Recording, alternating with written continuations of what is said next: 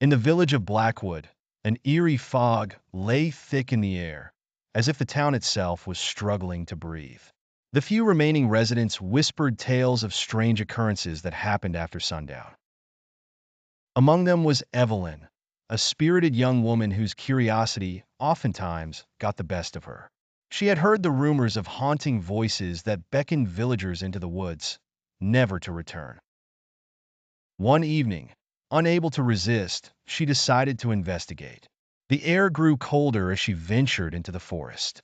Shadows seemed to move in her peripheral vision, and branches reached out like skeletal fingers, tugging at her clothes. The whispering grew louder, more insistent.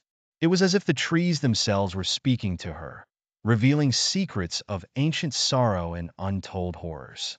Every step Evelyn took was met with an eerie crunch, which made her heart race uncontrollably. Suddenly, she stumbled upon an old, abandoned cabin, barely visible under layers of moss and creeping ivy.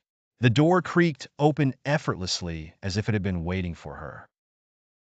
Inside, the air was dense, and the walls seemed to pulsate with an unnatural energy. A diary lay on a rickety wooden table, its pages filled with frantic scribbles and unsettling sketches of shadowy figures.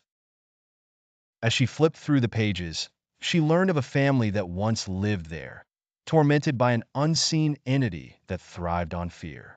Midnight approached, and the whispers became piercing screams. Evelyn felt a chill run down her spine.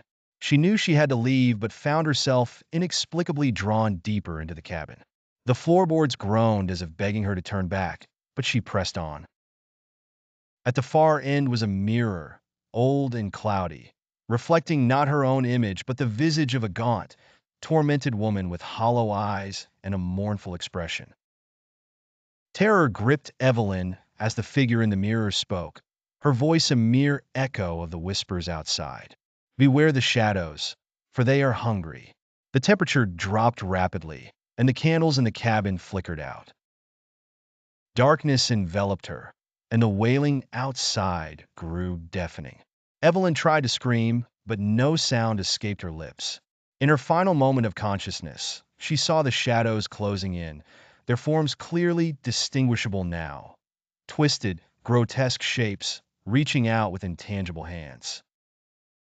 The last thing she heard was the sinister whisper, "You are one of us now."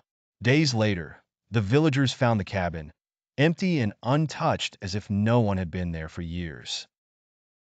But if you listen closely at night, you can still hear the faint whispers of Evelyn, forever lost to the shadows.